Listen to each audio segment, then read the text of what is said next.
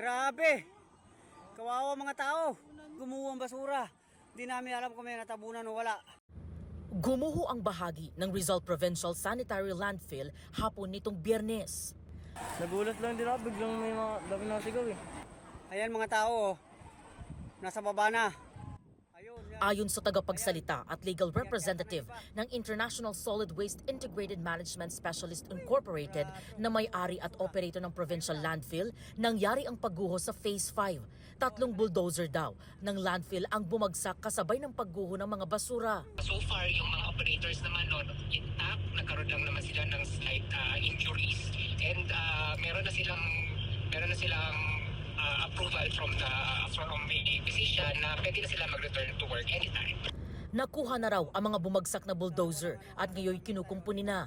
Ayon sa grupong Kalipunan ng Damayang Mahihirap o Kadamay, base sa pahayag ng mga nakausap nilang nakaligtas sa pagguho, aabot daw sa mahigit 50 ang posibleng nawawala kasunod ng pagguho ng basura. Naninindigan po kami dun sa 50 plus na missing. Dun sa mga na-interviews, may sinasabi silang may isang bumagsak na bulldozer, nakatalon lang yung driver, kaya yung 20 plus nakataong kumakapit dun sa bulldozer. At dun sa isang bulldozer, may 30 mahigit nakatao. Kahapon, nagsagawa ang grupong Kadamay ng candle lighting sa labas ng gate ng landfill, kasabay ng panawagan nitong pabilisin ang rescue operations.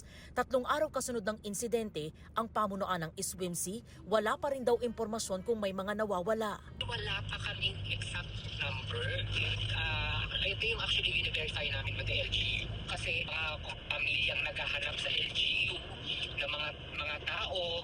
Yung reported na 3 missing, meron na tayong isa na na-retrieve at nakuha na rin ng pamilya. Kaya yung 50 na or 100, that is exaggerated naman yung number na yun. It is not official na report. Hindi raw ito ang unang beses na gumuho ang gabundok ng mga basura sa Rizal Provincial Sanitary Landfill, ayon sa Kadamay base sa kwento ng mga empleyado ng landfill. Sa datos na nakuha namin, pang-anim na ito eh. May nagsasabi ma'am mula 2010, 2015, 2016, 2018, may 2023, tapos yung ngayon.